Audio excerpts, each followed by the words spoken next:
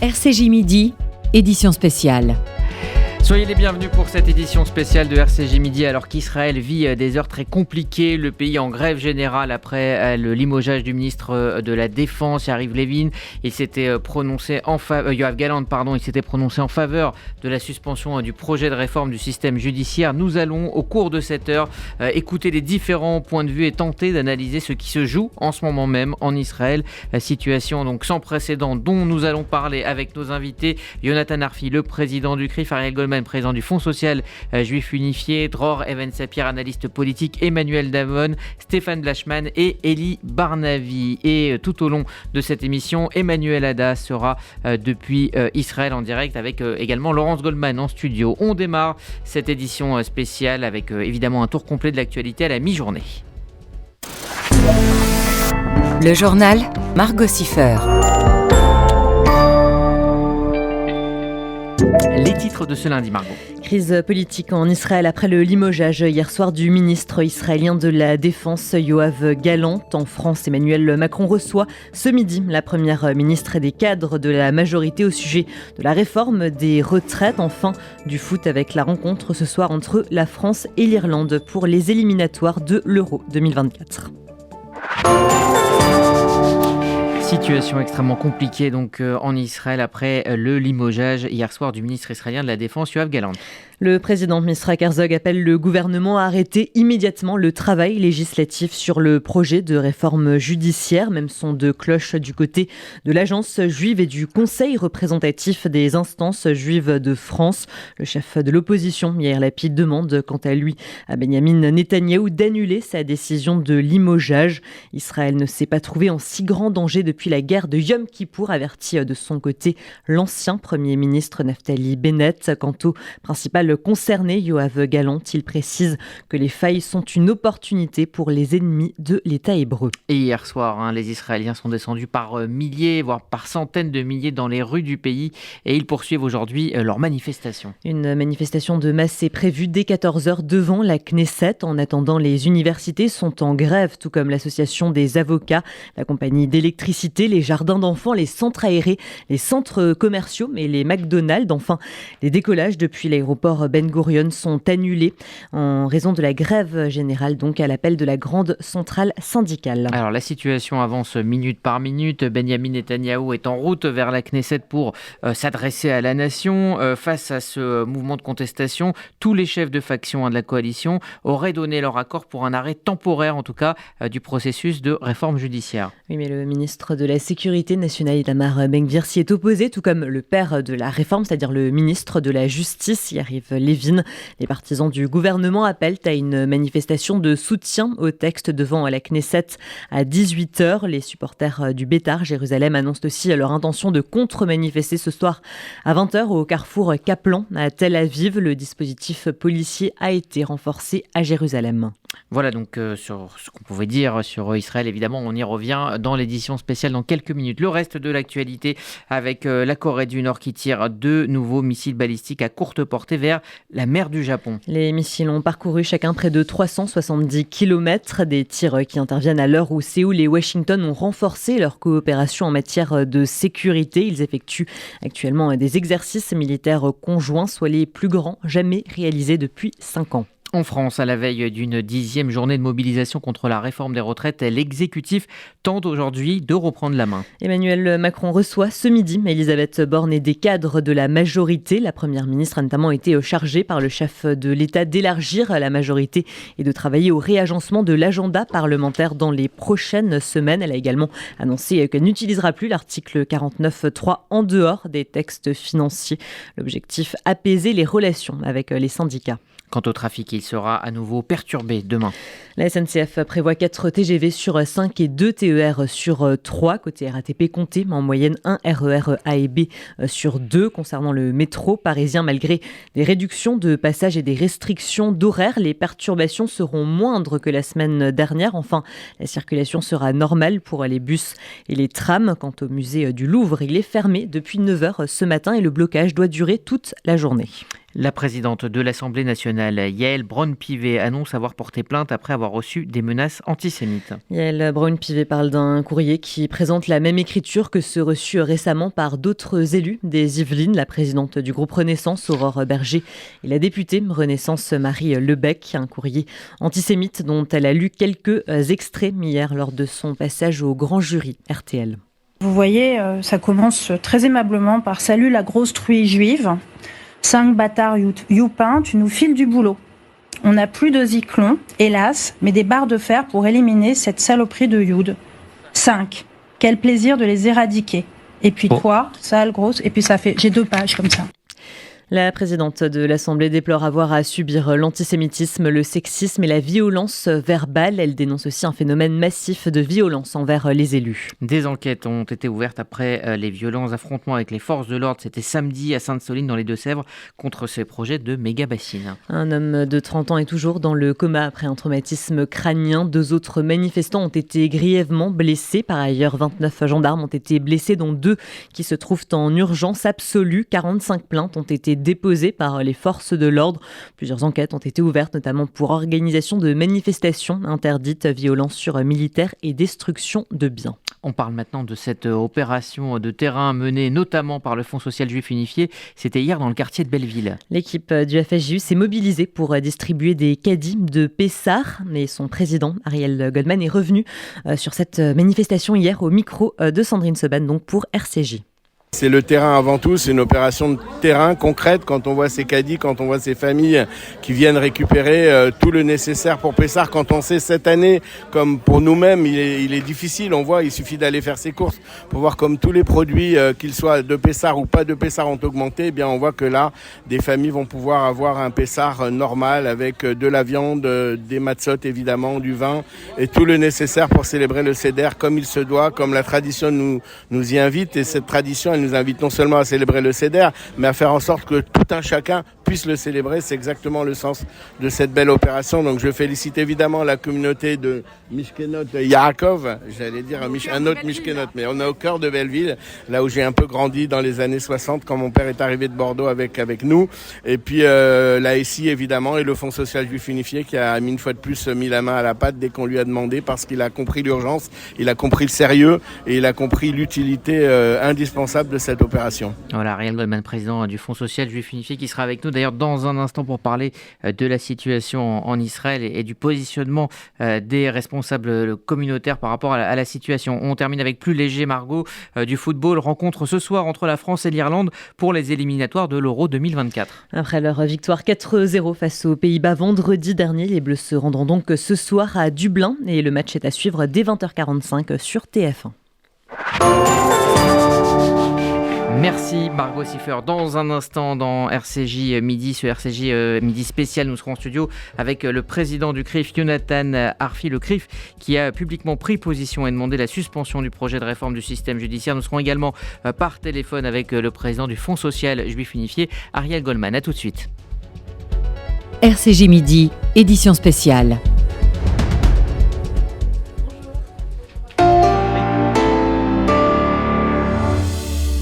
René Azout, 82 ans. Je pense à Israël tous les jours. Une nation en état d'urgence, une identité à protéger. Je pense aussi à ce que deviendra mon patrimoine après moi. Avec Magen David Adom, la vie est la priorité. Pour les aider, je voudrais faire un leg pour que partout l'on sache qu'Israël porte secours à ses citoyens et à ceux du monde. Faites comme moi.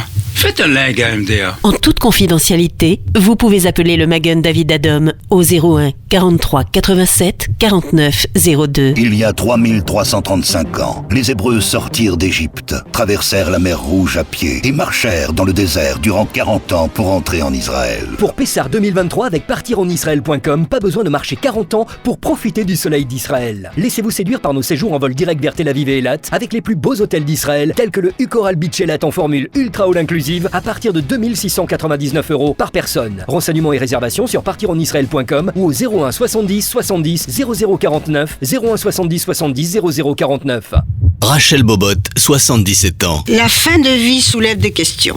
Que deviendra mon patrimoine? Comment le rendre utile? Qui pour porter mes valeurs après moi? En faisant un legs au Magen David Adom, je sais que je m'associe à une œuvre immense et tellement juive, le sauvetage des vies. J'ai pris ma décision. Je ferai un legs au MDA et mon âme sera en paix. En toute confidentialité, vous pouvez appeler le Magen David Adom au 01 43 87 49 02.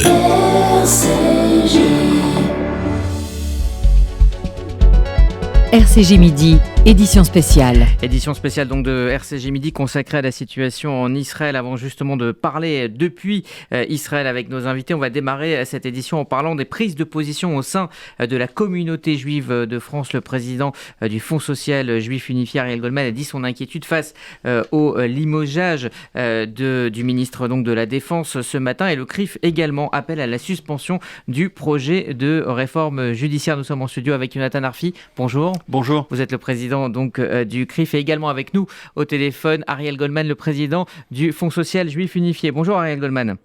Bonjour. Merci d'être avec nous. Jonathan Arfi, et je vous poserai la question ensuite à vous, maître Ariel Goldman. Pourquoi avoir pris la décision d'intervenir dans ce débat et d'une manière aussi claire ce matin ?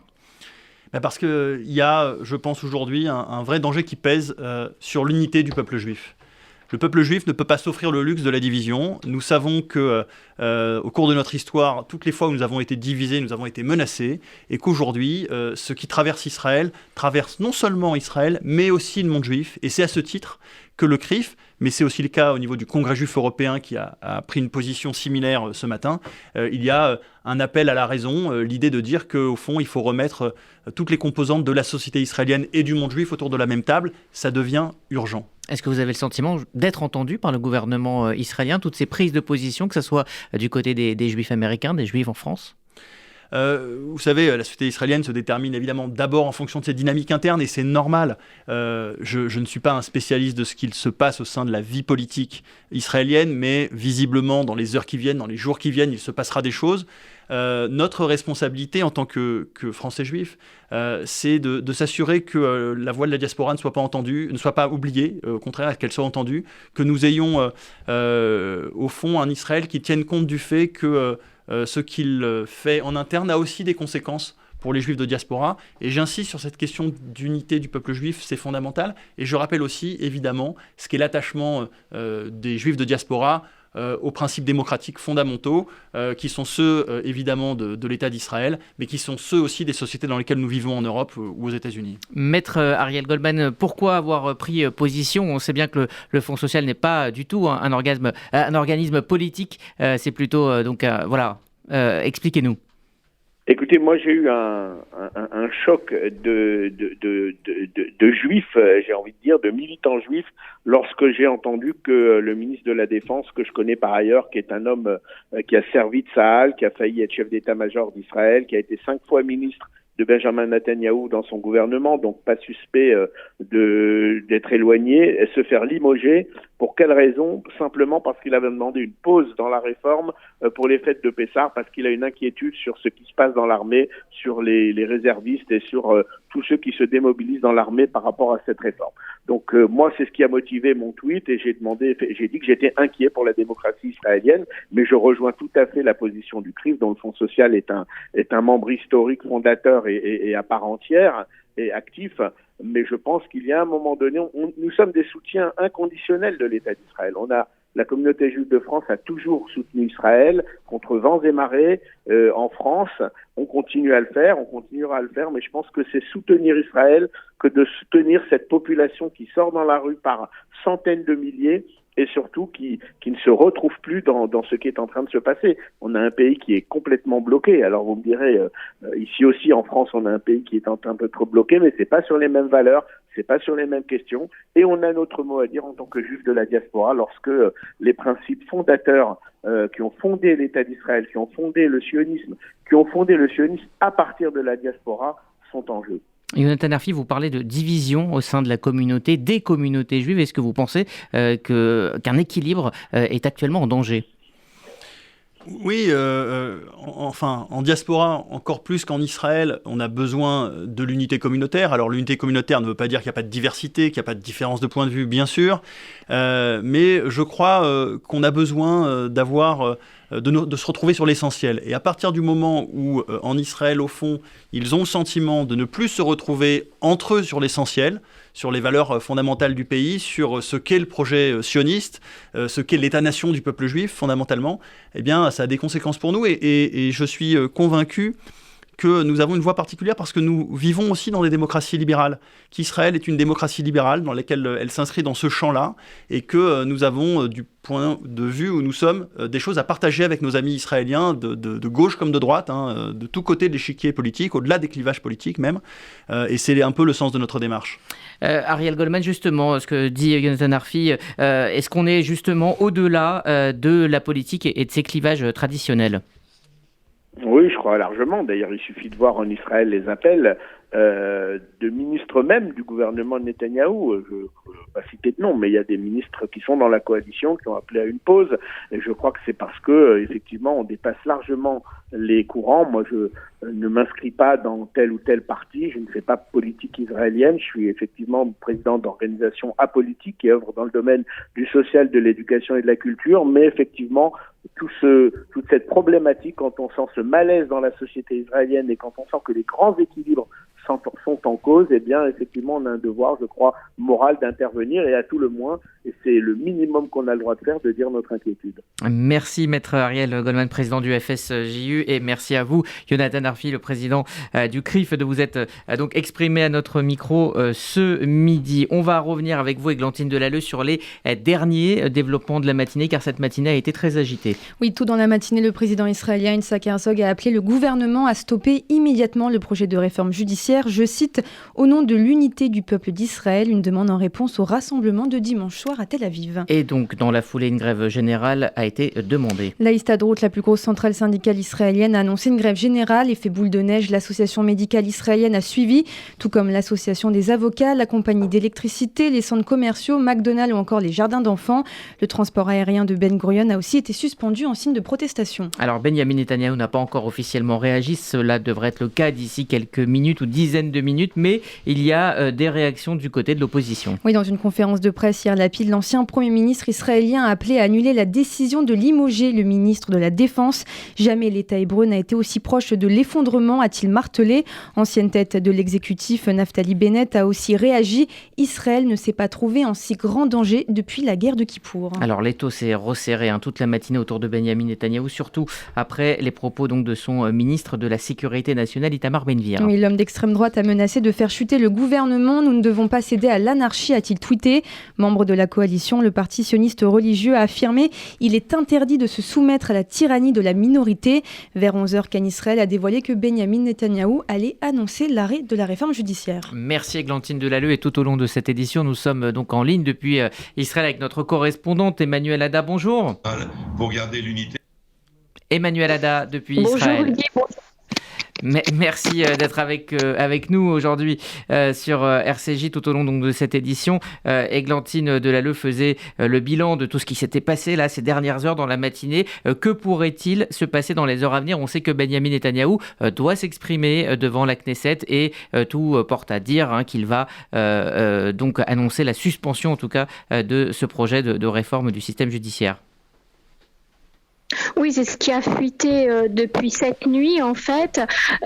Alors, il faut savoir que les manifestations ont duré toute la nuit en Israël. Elles se sont arrêtées vraiment aux premières lueurs du jour et elles ont repris déjà depuis ce matin de manière très spontanée. Les manifestants se dirigent vers la Knesset. On parle même dans les réseaux sociaux de prise de la Knesset, vous voyez, en faisant référence à la prise de la Bastille, puisque Benyamin Netanyahou devrait s'exprimer en direct de la Knesset. Alors, que c'est donc ça, c'est ce qui va se passer. Il faut quand même dire que aujourd'hui était un jour de vote important. Alors oui, c'est un jour de vote important. Les votes continuent, la Knesset malgré tout. Alors il y a beaucoup de réactions. C'est un petit peu compliqué à suivre parce que ça a lieu quasiment toutes les 10 minutes, tous les quarts d'heure. On a des réactions, que ce soit de députés ou de ministres à ces votes. Mais oui, a priori, les votes continuent à la Knesset. Et c'est pour ça d'ailleurs que les manifestants se dirigent vers la Knesset parce qu'ils veulent qu'il y ait un arrêt de la procédure de cette nouvelle réforme. Est-ce qu'on peut parler d'un pays bloqué aujourd'hui, ou est-ce que les images qui nous arrivent d'Israël sont à prendre avec des pincettes, ou est-ce que vous avez vraiment le sentiment que le pays est à l'arrêt ? Écoutez, je suis dans la région de Tel Aviv. Alors, c'est très ambivalent parce que à Tel Aviv, on voit effectivement que la vie continue comme si de rien n'était. Les gens ont été travailler ce matin. Les voitures roulent dans les rues. Certains magasins sont restés fermés. J'ai vu effectivement l'enseigne de McDonald's fermée. Les grands centres commerciaux, comme on les appelle, effectivement, ont annoncé leur fermeture. On sait que ça va être provisoire parce qu'ils ne peuvent pas paralyser le pays trop longtemps. Mais oui, le pays continue comme d'habitude. Alors, les manifestants sont des gens qui ne travaillent pas pour la plupart, qui peuvent se permettre de sortir dans la rue en journée. Je ne sais pas le nombre exactement de manifestants, il n'a pas encore été annoncé dans la presse israélienne, mais les manifestations ont repris aux environs de 10h ou 11h du matin. Alors Emmanuel Ada, vous restez avec nous puisque nous allons avoir de nombreux invités. Je vous invite évidemment à intervenir tout au long de cette émission. Nous avons également avec nous, donc je le disais en début d'émission, Laurence Goldman, et nous allons nous tourner vers Stéphane Blachman, entrepreneur franco-israélien et membre de ce groupe, un démocrate mobilisé. C'est un groupe francophone israélien composé de tout bord politique, en tout cas opposé à cette réforme du système judiciaire. Bonjour. Bonjour. Merci d'être avec nous aujourd'hui sur RCJ, donc depuis Israël. Alors, très honnêtement, beaucoup disent que c'est dans ces manifestations la gauche ashkénaze qui manifeste et pas la majorité silencieuse. Que leur répondez-vous ? De quoi est composé ce mouvement en général et votre mouvement en particulier ? Alors, premièrement, peut-être c'est totalement faux. Ça a été vrai il y a 2 ans à Balfour durant les manifestations. Mais aujourd'hui, nous avons des gens de toute la société israélienne, religieux, laïcs, droite, gauche, juifs, arabes, etc. Aujourd'hui, c'est un vrai mouvement citoyen et énormément de gens qui avaient voté pour ce gouvernement aujourd'hui se rendent compte que ce gouvernement va dans une impasse et qu'il faut arrêter et cesser cette réforme qui est en train de disloquer le pays. Laurence. Oui, Stéphane Blachman. On a le sentiment, vu de France en tout cas, que la communauté francophone d'Israël soutient Benyamin Netanyahou. En vous écoutant, on se dit que la réalité peut être plus nuancée ou qu'en tout cas les choses sont en train de bouger du côté des Français d'Israël. Déjà, il faut aussi séparer depuis combien de temps cette communauté franco-israélienne est établie en Israël. Plus vous êtes depuis longtemps en Israël, et plus vous êtes contre la réforme. La communauté franco-israélienne qui est arrivée ces 15-20 dernières années, qui connaît encore pas très bien le système, qui ne parle pas toujours bien hébreu, et qui est venue avec l'image de Benjamin Netanyahou que l'on donne en France, du grand défendeur d'Israël, a du mal à bien comprendre les choses. C'est vraiment la grande différence dans la communauté française. Mais moi, je peux vous dire quand même, c'est important. Aujourd'hui, je suis très triste quand je vois l'état du pays, et d'un autre côté, je suis très fier quand je vois la réaction du peuple israélien, qui n'est pas, contrairement, je dirais, aux Français qui ont l'habitude de manifester, n'est pas un peuple qui manifeste. Et aujourd'hui, les gens sont dans la rue parce qu'ils ont vraiment peur pour le pays. Et ce qui s'est passé hier, ça a été, je dirais, la goutte d'eau qui fait déborder le vase. Parce qu'en voulant limoger le ministre de la Défense, qui, il faut d'ailleurs le souligner, n'est pas contre la réforme, mais a simplement dit Israël aujourd'hui est en danger, non seulement par l'intérieur, mais aussi par l'extérieur. Il faut tout stopper pour Israël. Et quand Benjamin Netanyahou n'a pas tenu compte de ça et l'a limogé, les gens ont dit stop. On ne peut pas accepter ça. Et vous parliez tout à l'heure de 1973. En 1973, on a beaucoup reproché au gouvernement de ne pas avoir dit la vérité avant l'attaque de la guerre de Kippour. Et le ministre de la Défense a dit, lui, je vais parler aux citoyens et je vais leur dire la situation dans laquelle on est. Emmanuel Ada, vous avez une question.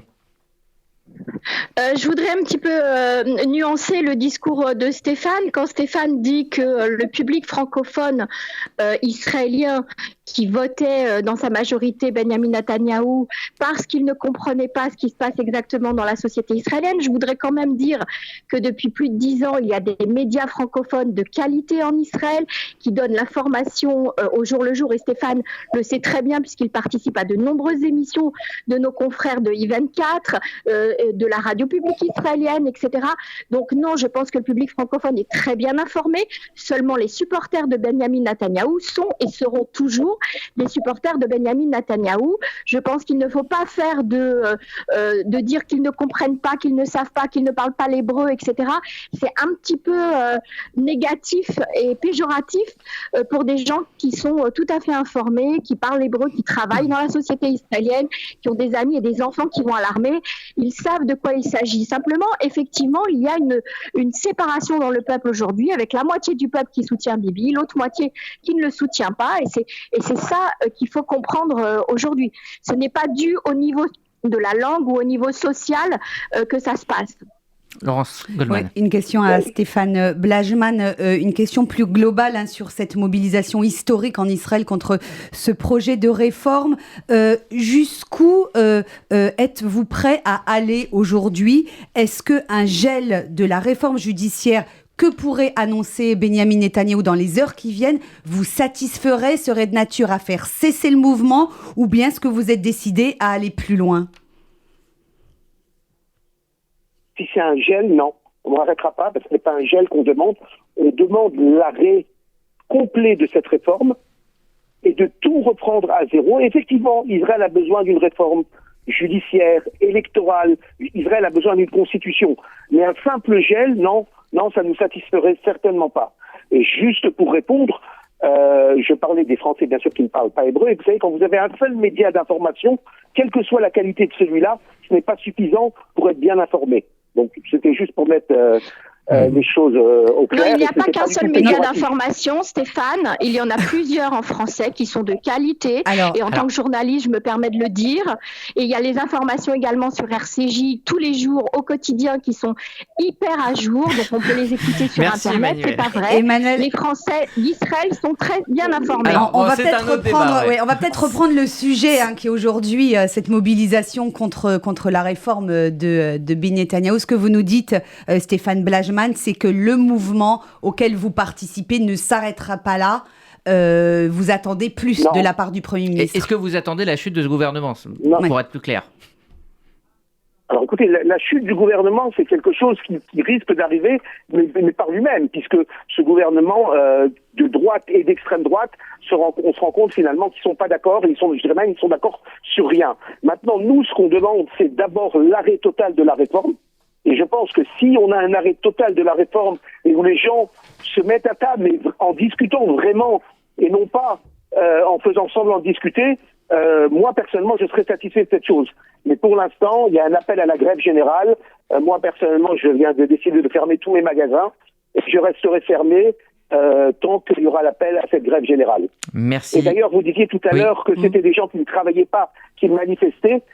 Ce n'est pas tout à fait exact. Beaucoup d'entreprises ont donné l'autorisation à leurs employés de partir manifester sans leur prendre des jours de travail. C'est effectivement ce que nous disait ce matin Julien Baloul, dont l'entreprise a indiqué qu'elle fermerait 48 heures pour permettre justement à ses employés d'aller manifester. Merci à vous Stéphane Blajman, Emmanuel Ada, Laurence Goldman, vous restez avec moi dans un instant. Donc suite de cette édition spéciale, on s'intéressera aux conséquences politiques avec des fissures qui apparaissent au sein du Likoud, du côté des partenaires d'extrême droite. On menace de faire tomber le gouvernement. Quels sont les scénarios possibles ? On en parlera dans un instant avec l'analyste politique d'I24 News, justement, Dror Even Sapir. Et puis Emmanuel Navon, ancien membre du Likoud et désormais du côté de Gideon Sa'ar et de son parti Tikva Hadasha. A tout de suite.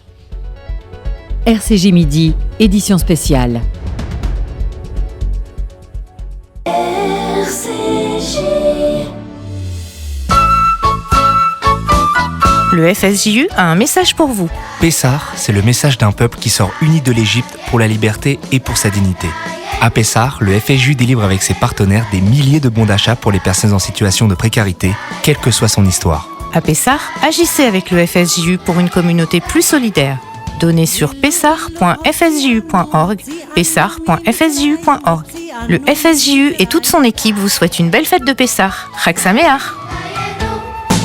René Azout, 82 ans. Je pense à Israël tous les jours. Une nation en état d'urgence, une identité à protéger. Je pense aussi à ce que deviendra mon patrimoine après moi. Avec Magen David Adom, la vie est la priorité. Pour les aider, je voudrais faire un leg pour que partout l'on sache qu'Israël porte secours à ses citoyens et à ceux du monde. Faites comme moi. Faites un leg à MDA. En toute confidentialité, vous pouvez appeler le Magen David Adom au 01 43 87 49 02. Bonjour, c'est Marc Wielinski. Je vous retrouve un vendredi sur deux, de 12h à 13h, pour l'Air du Temps. L'Air du Temps, la nouvelle émission d'analyse et d'actualité en direct sur Radio RCJ. Décryptage, débat, commentaires avec nos chroniqueurs. L'Air du Temps, c'est vendredi à 12h.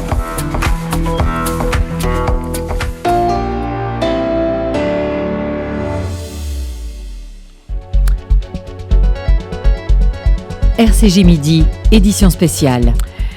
Suite de cette édition spéciale consacrée évidemment à la situation en Israël, situation politique tendue, Laurence Goldman, avec également du mouvement au sein même du Likoud.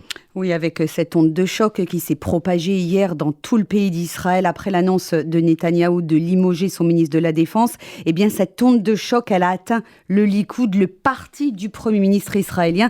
Plusieurs responsables appellent Benjamin Netanyahou à geler le processus de réforme judiciaire, comme Miki Zohar, le ministre des Sports et de la Culture, qui lance un appel au calme et demande une suspension de la réforme. Un autre membre du gouvernement, Nir Barkat, qui est ministre de l'économie, également membre du Likoud, il a publié une déclaration dans laquelle il réaffirme son soutien à Benjamin Netanyahou et à la réforme, mais pas au prix d'une guerre civile, dit-il. L'État d'Israël prime sur tout. Je soutiendrai le Premier ministre dans sa décision d'arrêter et de tracer une nouvelle voie. Même son de cloche du côté des ministres de l'Éducation et des Affaires stratégiques, Yoav Kish et Ron Dermer, qui pressent Netanyahou de suspendre la réforme. Selon la 12e chaîne de télévision israélienne, la plupart des membres du Likoud seraient désormais favorables à l'arrêt de la réforme judiciaire, mais dans le même temps, deux poids lourds du parti ont déclaré hier matin soutenir encore et toujours Benjamin Netanyahou.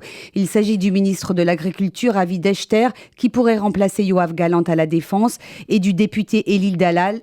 Ils annoncent tous deux qu'ils suivraient la ligne officielle du parti, quelle que soit la décision qui serait prise par le Premier ministre israélien. Merci Laurence, et nous sommes maintenant en ligne avec l'analyse politique de la chaîne i24 News. Dror Even Sapir, bonjour. Bonjour.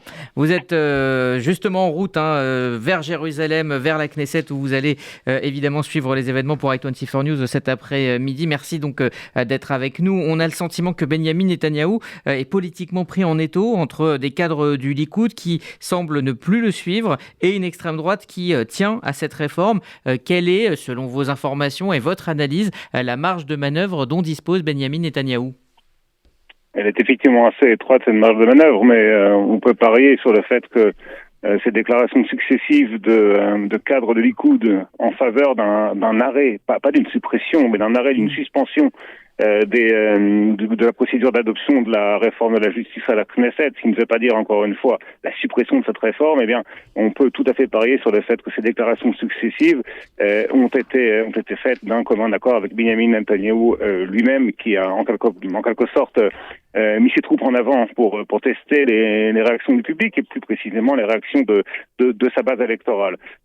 Normalement, contrairement à ce que certains cadres de Likoud avaient affirmé, il ne semble pas y avoir pour l'instant de danger sur la survie de la coalition gouvernementale dirigée par Netanyahou, dans la mesure où Itamar Ben-Gvir, le numéro 1 du parti d'extrême droite Otzma Yehudit, a effectivement mis sa démission en balance si la réforme était suspendue, mais il n'a pas menacé de retirer son parti, 6 mandats à la Knesset, 6 sur 64, donc 64 c'est le nombre de sièges dont dispose la coalition. Il n'a pas menacé de quitter la coalition gouvernementale. Donc en principe, même si Ben-Gvir renonce à ses fonctions ministérielles, ce qui n'est pas tout à fait impossible, la coalition tiendrait. Mais dans quelles conditions, étant donné que la crise de confiance est très grande entre une grande partie du public et le gouvernement, Et le tout est de savoir, puisque l'enjeu de cette suspension qui devrait être annoncée, même si on n'est jamais à l'abri d'une surprise concernant Israël et Benjamin Netanyahou, l'enjeu de cet éventuel arrêt de la procédure législative à la Knesset, eh bien, c'est d'entamer un processus de négociation, de tractation réelle. Et la question est de savoir dans quelle mesure le maximum que le gouvernement pourrait donner en termes de concession à l'opposition et aux protestataires correspond au minimum de ce que ces protestataires peuvent accepter pour ce qu'ils considèrent être la survie, la sauvegarde de la démocratie israélienne. Est-ce que Benjamin Netanyahou pourrait se tourner vers d'autres partenaires ? Je pense par exemple à Benny Gantz, ou est-ce que ce scénario est totalement impossible ? Vous savez, en politique israélienne, il faut rayer du vocabulaire le terme impossible. C'est une chose qu'on a appris au bout de plusieurs années déjà d'observation de la vie politique. Rien n'est impossible, absolument rien en vie politique israélienne. Simplement, il faut bien sûr avoir à l'esprit que pour l'opposition, même la plus modérée, elle est incarnée effectivement par Benny Gantz et son parti, le Amachane Mamlarti. Eh bien, il ne s'agit pas de sauver Benjamin Netanyahou. Il considère que lui et ses lieutenants, que Benjamin Netanyahou a plongé le pays dans un état de quasi-chaos. Donc on voit mal comment Benny Gantz, qui a déjà été échaudé par une précédente expérience gouvernementale avec Netanyahou, pourrait sauver le Premier ministre. C'est pas impossible, hein, encore une fois, il faut pas dire impossible. Si effectivement la situation à l'intérieur de la société israélienne se dégrade avec des violences, avec un risque évoqué par le président Herzog, notamment de guerre civile, mais on pourrait effectivement assister à l'émergence d'un gouvernement d'union. Mais c'est peu probable, encore une fois, dans la mesure où entre Benjamin Netanyahou et Benny Gantz, ce n'est pas la confiance qui règne, c'est le moins qu'on puisse dire. Laurence Goldman, une question. Oui, que pèse Yair Lapid aujourd'hui sur l'échiquier politique israélien ? Il a pris la parole ce matin. Est-ce qu'il peut rassembler cette opposition qui s'est construite à Benjamin Netanyahou sur son nom ? Vous savez, l'opposition à Benjamin Netanyahou, c'est avant tout ces derniers temps, dans la rue plus qu'au Parlement. C'est une opposition qui s'incarne par ce mouvement de protestation qui a surpris tout le monde, y compris ses animateurs, par son ampleur, énormément de gens dans les rues, et aussi par sa constance. Beaucoup de personnes qui se rassemblent plusieurs semaines d'affilée, 12 semaines maintenant. C'est effectivement inédit dans l'histoire politique du pays, où on a l'impression qu'Yair Lapid, le chef de l'opposition parlementaire, a pris le train en marche en quelque sorte. Il n'était pas à l'initiative de ces rassemblements, et ces rassemblements de protestation n'ont pas exprimé de véritable adhésion aux différents chefs de l'opposition en place.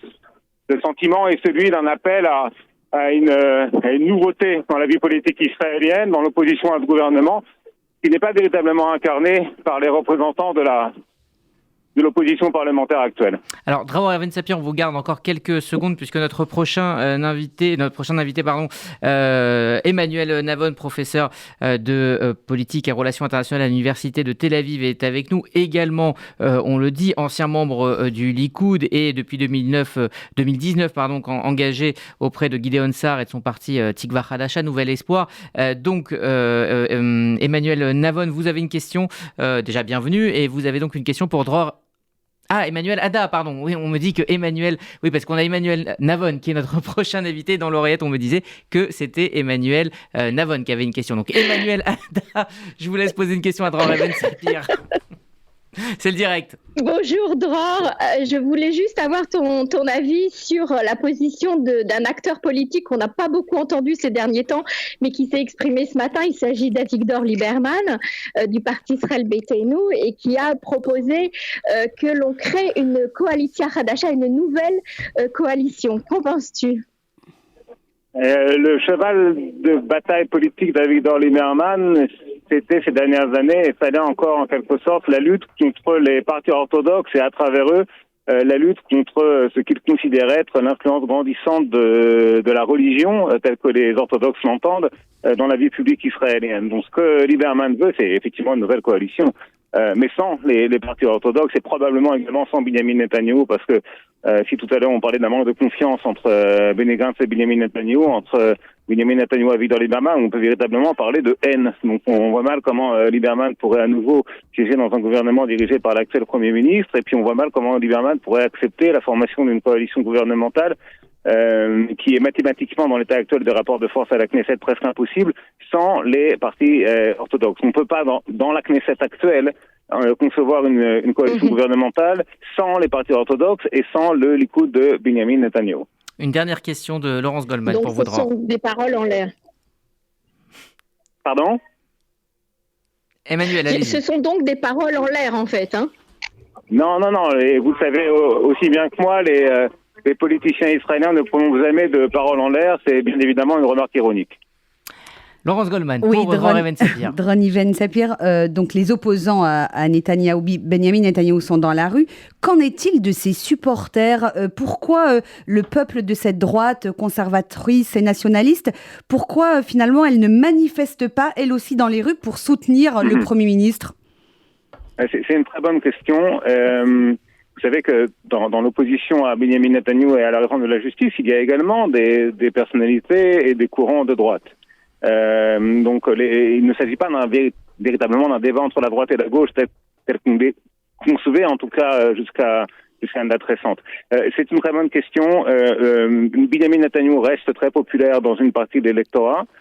Simplement cet électorat, l'électorat pour aller vite populaire, en général originaire du monde arabo-musulman, qui constitue l'ossature électorale du Likoud, cet électorat il est décontenancé. Parce que cet électorat, lorsque il constate que les signaux économiques sont au rouge, que le shekel perd de sa valeur, et c'est un électorat populaire encore une fois, donc il s'inquiète. Et puis également, cet électorat est très sensible aux avertissements répétés maintes et maintes fois, et pas uniquement venant de la gauche et du centre, sur l'état de la division de la société israélienne. C'est un électorat qui, en bonne partie, pas tous, vous avez un noyau dur qui est très vindicatif, qui est très militant, qui ne veut pas entendre parler de réconciliation nationale, mais vous avez une grande partie de cet électorat qui s'inquiète tout à fait sincèrement des risques de débordement au sein même de la société israélienne et de voir les Israéliens se dresser les uns contre les autres. Ça, c'est un risque qui existe, qui fait peur, qui inquiète cet électorat-là, et c'est la raison pour laquelle il ne descend pas dans les rues. Et puis, une bonne partie des arguments des opposants à la réforme font mouche. Y compris dans l'électorat du Likoud, tous les sondages montrent qu'il y a environ 20% de cet électorat qui n'approuve pas la réforme judiciaire. Merci à Dror Even-Sapir, donc depuis un train entre Tel Aviv et Jérusalem où vous vous rendez donc à la Knesset. Merci à vous, et nous sommes maintenant en ligne. Je vous l'avais annoncé il y a quelques instants en confondant les Emmanuel. Donc nous sommes en ligne donc avec Emmanuel Navon, professeur des relations internationales à l'université de Tel Aviv, mais aussi pendant de nombreuses années membre du Likoud. Bonjour Emmanuel Navon. Bonjour. Vous êtes depuis 2019 engagé auprès de Gideon Sa'ar et son parti Nouvel Espoir, Tikva Hadasha. À qui ou à quoi attribuez-vous cette situation inédite en Israël ? La situation que nous voyons aujourd'hui en Israël, c'est pas seulement presque une guerre civile, mais c'est l'effondrement de toutes les structures de l'État. Il faut bien comprendre que nous avons aujourd'hui une économie qui est complètement bloquée, des investisseurs qui quittent le pays, une armée qui ne sait plus s'il faut obéir au gouvernement ou à la Cour suprême, des manifestations dont l'ampleur a été complètement inconnue dans l'histoire du pays, une situation véritablement catastrophique. Comment est-ce qu'on en est arrivé là ? Il faut bien comprendre que les élections de novembre 2022 ont fourni à Netanyahou une majorité qu'il avait échoué à obtenir à 4 reprises. Et pour lui, il s'agissait d'une aubaine, surtout pour l'aile radicale, je dirais, de son parti et de la droite israélienne, pour mener, je n'appellerai pas ça des réformes, mais des changements fondamentaux dans le système judiciaire israélien qui permettraient d'un côté à Netanyahou de se protéger de son procès et qui permettraient à l'extrême droite de forcer ses politiques sans qu'il y ait de frein de la part du système judiciaire. Et c'est cela qui fait que ce gouvernement pensait qu'il allait pouvoir faire passer ses réformes sans aucun problème, qu'il y aurait quelques jours ou quelques semaines de protestation. Or, pas du tout. il s'avère que la société israélienne, dans sa majorité, ne veut pas, tout simplement, livrer le pays à une politique extrémiste, mettre fin au système de la séparation des pouvoirs et de l'indépendance de la Cour suprême. Et donc, cela a créé cette crise à laquelle ne s'attendait pas du tout, à mon sens, ni Netanyahou, ni sa coalition. Emmanuel Navod, vous parlez d'un effondrement, mais est-ce que ce n'est pas plutôt une réaffirmation des valeurs d'Israël de la part d'une partie de ses citoyens ?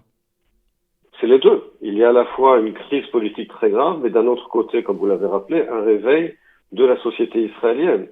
Donc c'est à la fois une situation grave, mais aussi une situation qui donne beaucoup d'espoir, parce qu'on a vu un pays refuser de se faire mener, comme cela a été le cas en Hongrie ou en Pologne, de se laisser faire et de se faire mener à des réformes qui mettraient fin aux structures démocratiques, c'est-à-dire l'indépendance de la Cour suprême, mais également une véritable séparation des pouvoirs. Ce qui ne signifie pas d'ailleurs qu'il ne ferait pas une réforme judiciaire. Je parle depuis de nombreuses années de la nécessité de mettre en place une réforme judiciaire, mais une réforme équilibrée, appuyée sur un consensus large, pas une réforme radicale qui remplacerait en fait un déséquilibre par un autre. Laurence Goldman, une question. Oui, Emmanuel Navon, vous connaissez bien la politique israélienne, vous étiez auparavant au Likoud. Quelle est la marge de manœuvre aujourd'hui pour Benyamin Netanyahou ? On nous annonce qu'il est en route vers la Knesset depuis un petit moment. Qu'est-ce qu'il est en train de faire en ce moment, le Premier ministre israélien ? Il négocie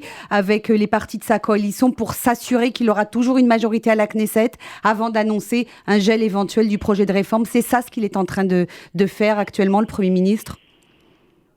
Il est piégé politiquement, puisque il comprend bien qu'il ne pourra pas forcer les réformes radicales qui avaient été annoncées par Yariv Levin le 4 janvier dernier.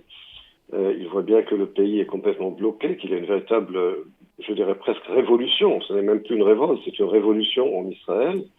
Et donc, surtout depuis qu'il a décidé de renvoyer le ministre de la Défense, il s'aperçoit que la situation n'est plus du tout dans son contrôle. D'un autre côté, s'il suspend la législation que voulait faire avancer Yariv Levin, il risque de perdre sa coalition, ou en tout cas une partie de sa coalition. Donc il est un peu piégé. D'un autre côté, n'oublions pas que les partis les plus extrêmes de sa coalition n'ont pas d'alternative politique, mais effectivement, en suspendant, comme il semble être le cas, le processus législatif, il met en danger une partie de son soutien politique et de sa coalition.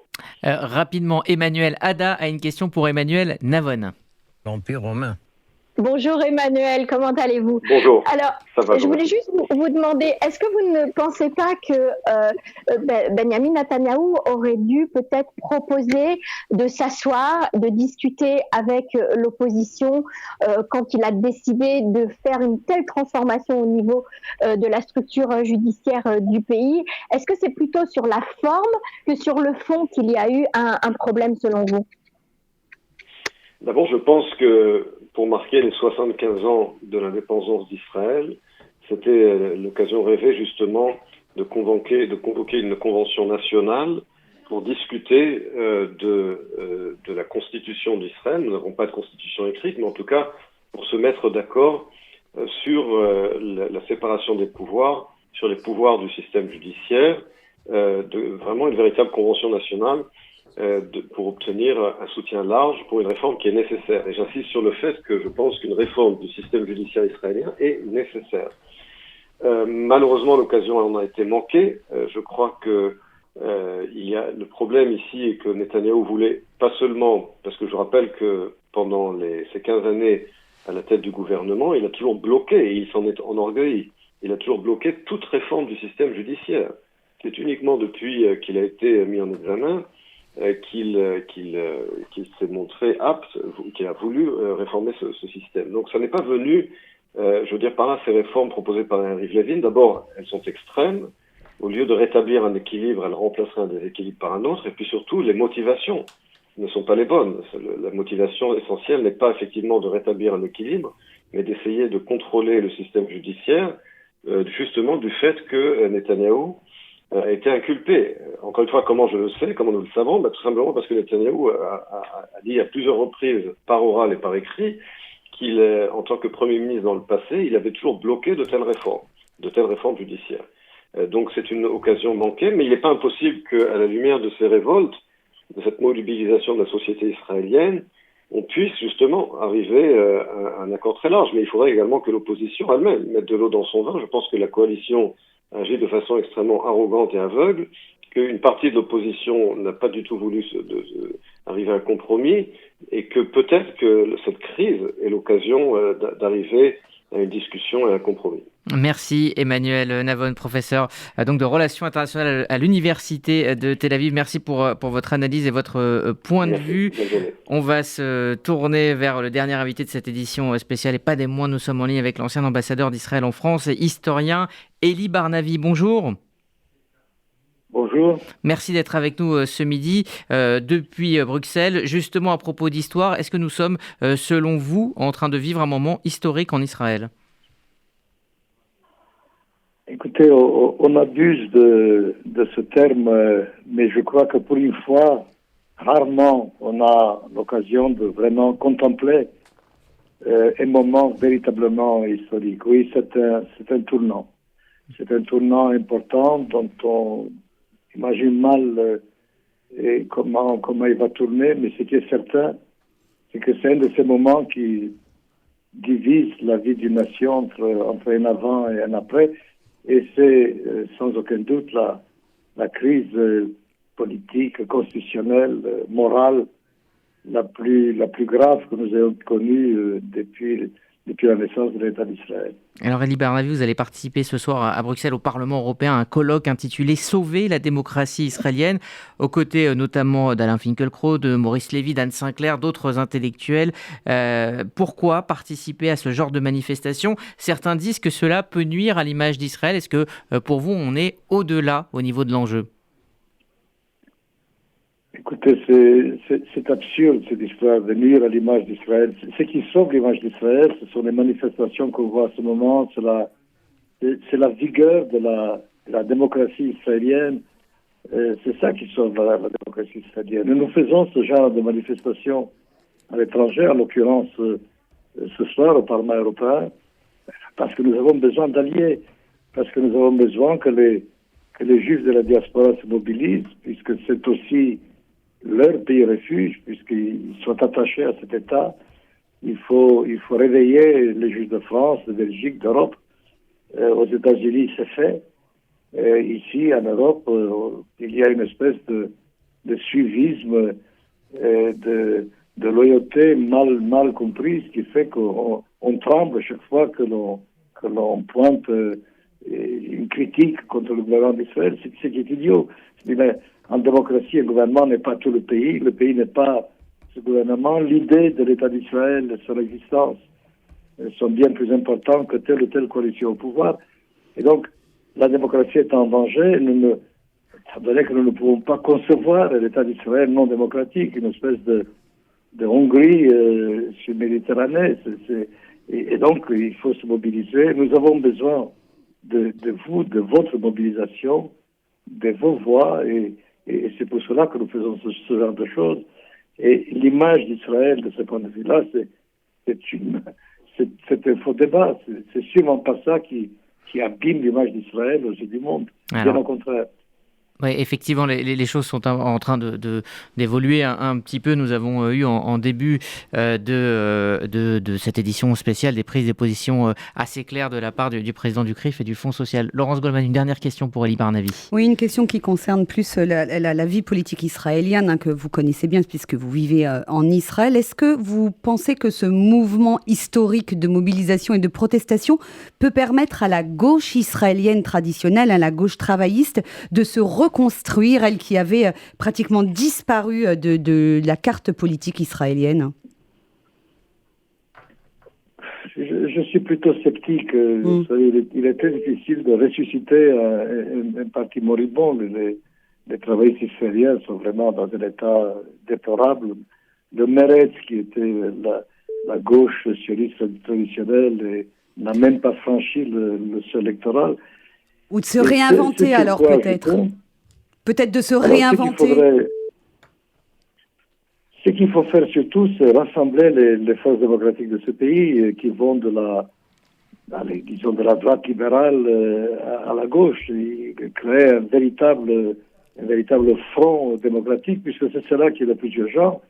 Et une fois que nous retrouverons une vie politique normale et que cette épée de Damoclès, le changement de régime aura disparu de notre vie, à ce moment-là, oui, on peut recommencer à songer comment réaligner, réajuster les forces politiques. Mais en attendant, le plus urgent, ce n'est pas ça. C'est vraiment sortir le pays de cette ornière. Et j'espère que, à la lumière de ce qui se passe, on ne reviendra pas au statu quo ante. C'est là, beaucoup de voix se font entendre pour dire nous avons fermé les yeux pendant des années sur des anomalies, sur des failles démocratiques importantes.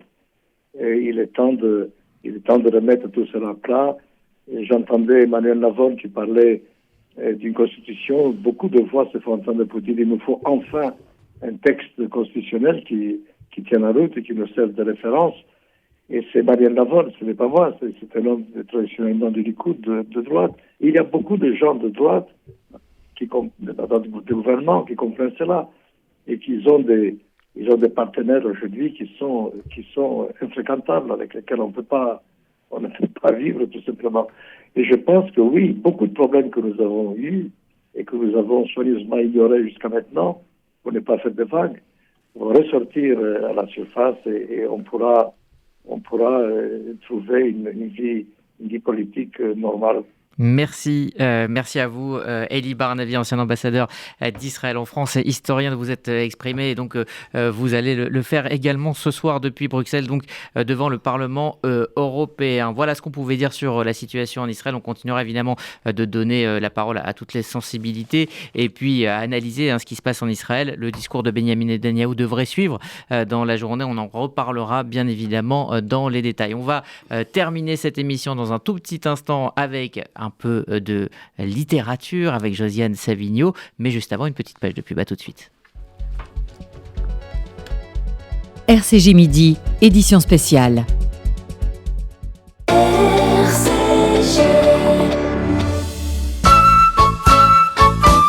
Le FSJU a un message pour vous.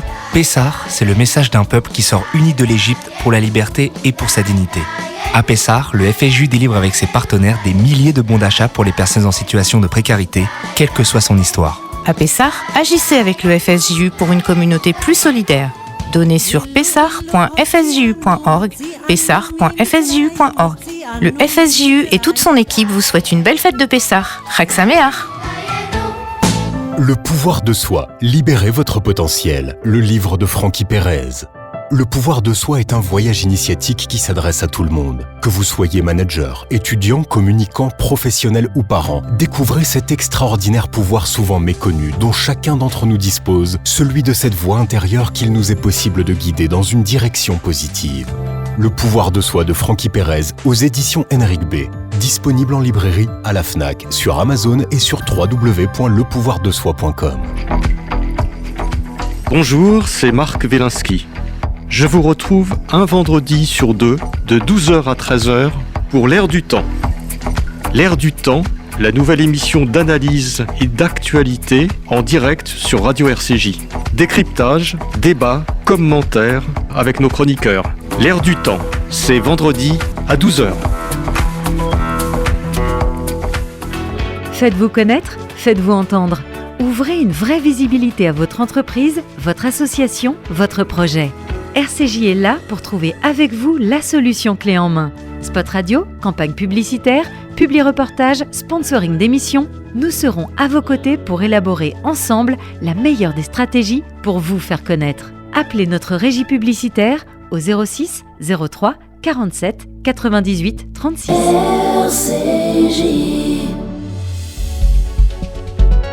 RCJ Midi, édition spéciale. Suite et fin de ce RCJ Midi, on va tout de même retrouver la littérature, les livres avec Josiane Savigno. Les livres, Josiane Savigno. Bonjour Josiane. Bonjour Rudy, écoutez, dans cette actualité qui n'est pas très rose, ni en Israël ni en France, je vais vous proposer de passer un bon moment, un très long moment de printemps avec Eri De Luca. D'abord, pourquoi ? Parce que non seulement sur le site d'Academ, vous pouvez le retrouver, regardez sa rencontre et son débat avec Marc-Alain Waknin, qui était très intéressant ici au Centre Rachi, mais vous avez à lire 2 livres, dont un gros livre dans la collection Quarto de Gallimard. Alors ce Quarto, c'est Eri De Luca qui l'a composé lui-même.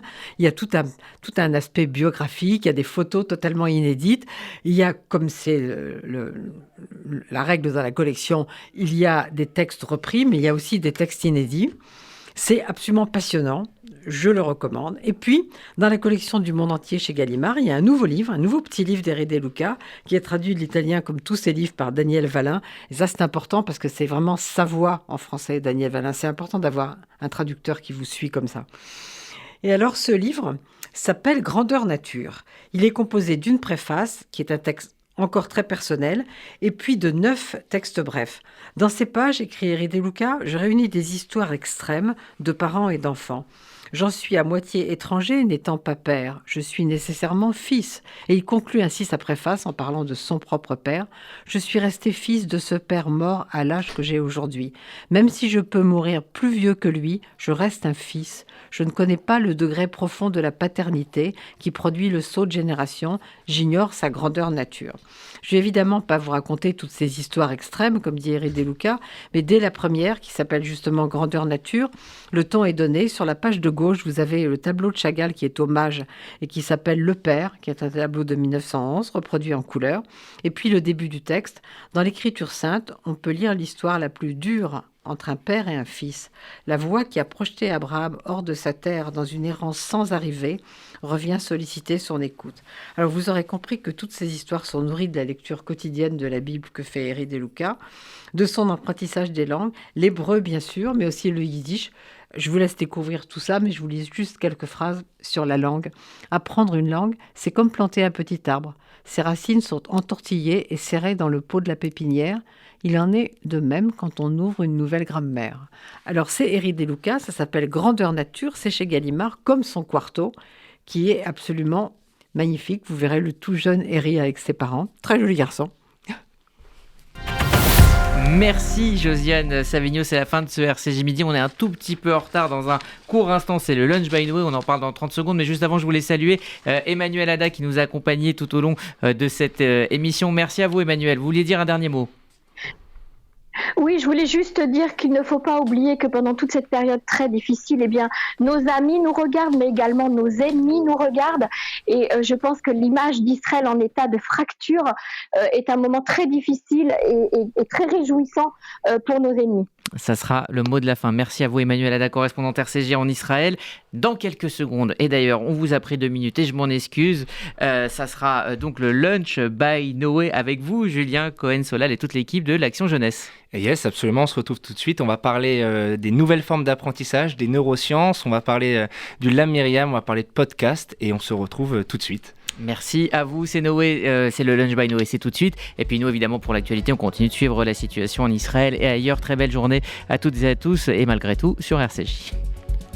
RCJ Midi, édition spéciale.